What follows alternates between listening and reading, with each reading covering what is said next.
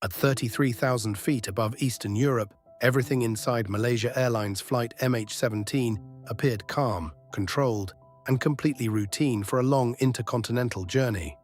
Passengers were watching movies, adjusting their seats, scrolling through messages, or simply staring through the windows at the endless layer of clouds below.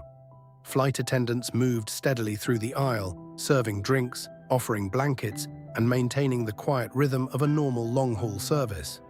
Inside the cockpit, the flight crew monitored instruments that showed stable engine performance, steady cabin pressure, and no indication of technical malfunction. 17 seconds later, that normal flight would violently cease to exist. On July 17, 2014, MH17 departed Amsterdam's Schiphol Airport, bound for Kuala Lumpur, with 298 people on board, representing more than a dozen nationalities. Families were traveling together, researchers were heading to international conferences, and children were beginning summer holidays, unaware that history was unfolding around them.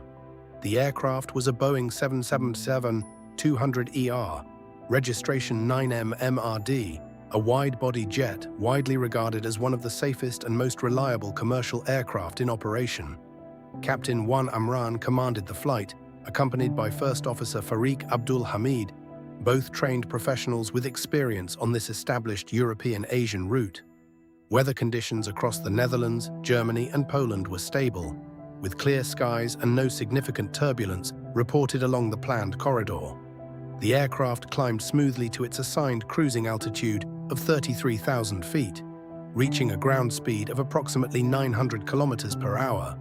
From the cockpit's perspective, every onboard system indicated that the flight was progressing exactly as expected, without anomaly or deviation.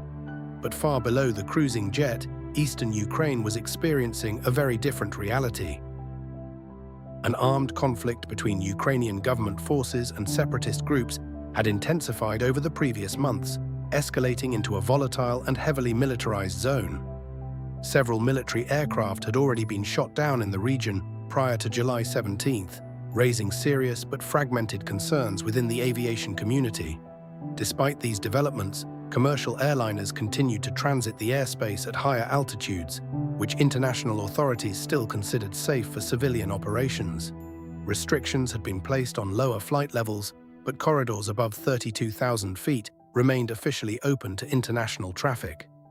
MH17 entered Ukrainian-controlled airspace under normal clearance, following Airway L980 on a direct eastbound track toward the Russian border. Radar tracking from air traffic control remained stable, and no weather-related deviations were requested by the crew during this phase of flight. Inside the cabin, passengers relaxed into the predictable monotony of long-haul travel, unaware that the geopolitical tension below was drawing dangerously closer. At 13:19 Coordinated Universal Time, MH17 approached the Dnipro air traffic control sector and prepared for a routine frequency handoff. There was no distress signal, no emergency transmission, and no visible indication of immediate threat from the perspective of the crew. Within minutes, that routine exchange would be followed by something far more devastating than anyone monitoring the flight could have imagined.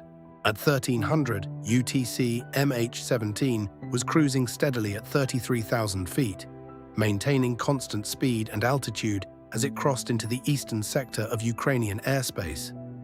Air traffic control in Dnipro monitored the aircraft along with several other civilian flights moving through the same high-altitude corridor. Communication between the cockpit and controllers remained routine, professional, and completely uneventful during this phase of flight. At approximately 13:19 UTC, controllers instructed MH17 to adjust its course slightly to the north in order to maintain safe separation from nearby traffic. The crew acknowledged the request calmly and initiated a minor heading correction consistent with standard airspace management procedures. Nothing in the recorded cockpit transmissions suggested confusion, urgency, or concern from either pilot. Moments later, Dnipro Control instructed the crew to contact the next sector frequency as part of a routine handoff toward Russian airspace. The final acknowledged transmission from MH17 was short, professional, and entirely ordinary. Malaysia 17, the crew responded, confirming instructions before switching frequencies. There was no distress call, no declaration of emergency. No indication that anything unusual had occurred inside the cockpit. At 13:20:03 UTC, radar data showed the aircraft maintaining altitude and speed without deviation. 17 seconds later, secondary radar contact with MH17 abruptly disappeared from civilian tracking systems. Primary radar returns fragmented into multiple fading signals before vanishing completely. Air traffic controllers attempted to re-establish contact, repeating calls to MH17 across assigned frequencies. There was no response. Controllers then attempted to reach other aircraft in the vicinity, asking if anyone had visual contact with MH17. Nearby crews reported seeing smoke in the distance and falling debris, but they had not observed the moment of impact itself. Within minutes, it became clear to controllers that something catastrophic had occurred. The aircraft had vanished from radar at cruising altitude without issuing a single emergency transmission. In commercial aviation, such a disappearance is extraordinarily rare and almost always associated with sudden structural failure. There had been no weather cells capable of causing severe turbulence in the immediate area. No reports of onboard technical malfunction had been transmitted prior to the loss of signal. The silence that followed was not gradual. It was instantaneous. From stable cruise to total disappearance in less than 20 seconds. Inside the cockpit, data recovered later from the flight recorders would reveal that the crew had no time to react. No evasive maneuver was initiated, no warning message was transmitted. The event was sudden, violent, and immediate. By the time controllers realized contact was lost, MH17 had already broken apart in mid-air. What happened in those final seconds would later become the central focus of one of the most complex international aviation investigations in history. Debris from the plane began falling to the ground over a radius of tens of kilometers, scattering over fields and small towns in eastern Ukraine. The fuselage disintegrated in mid-air, and individual sections of the plane continued to move under inertia before colliding with the ground at high speed.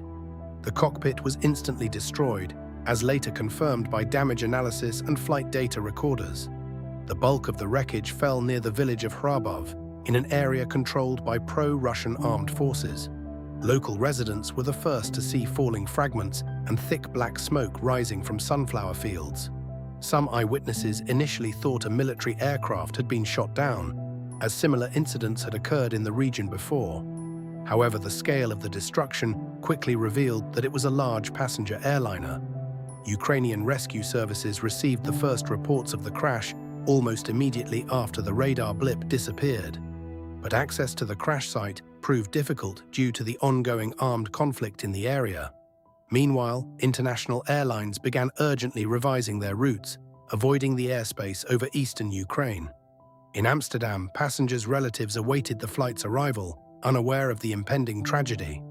When contact with the plane was officially lost, alarm began to mount at Schiphol Airport. News agencies around the world received the first reports of the disappearance of flight MH17. A short time later, photographs from the crash site emerged, confirming the worst fears. The international community realized that an event had occurred that would change the course of geopolitical relations for years to come. The crash investigation was assigned to the Dutch Safety Board, as most of the passengers were Dutch citizens. Aviation, forensics, and missile system analysis experts joined the investigation. One of the key questions was determining the type of weapon that could have caused the aircraft's sudden disintegration. The damage to the skin and the nature of the sample indicate the impact of high-energy shrapnel. Experts soon determined that the aircraft was struck by the warhead of a Buk anti-aircraft missile. The missile exploded transversely from the cockpit, causing immediate decompression and destroying the structure. Analysis of metal fragments recovered from the bodies and debris matched the shrapnel type of specific missile models. The international follow-up team spent several years collecting evidence, intercepting communications, and collecting satellite data. The results of the investigation led to the resolution of financial disputes and accusations between the states. The legal proceedings in the Netherlands lasted for several years, leading to a legal assessment of the incident. For the families of the victims, this investigation was not only a search for those responsible, but also an attempt to preserve the memory of their loved ones. The MH17 disaster changed the approach to assessing the risks of flying over military action zones. Many countries have already refined regulations for the use of airspace near military operations. This tragedy became a painful reminder of the rapid intertwining of civil aviation and global politics in recent years. Years after the disasters, the question of responsibility and historical memory continues to resonate in international debates.